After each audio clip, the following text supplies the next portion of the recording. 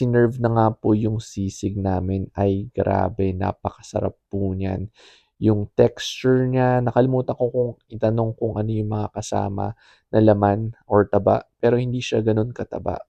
At saka yung lasa niya, hindi siya yung, over seasoned na mga sisig at, saktong-sakto lang. Approve nga po yung anak ko at yung asawa ko. Pero siyempre kailangan din po natin 'yang tikman. Pero mag-segue muna tayo ng wonton soup na binili po namin. Ang sarap din talaga niyan, grabe. Para sa anak ko rin 'yan. At ayan na nga, tinase test ko na ang sisig at ayun, ang sarap talaga, grabe.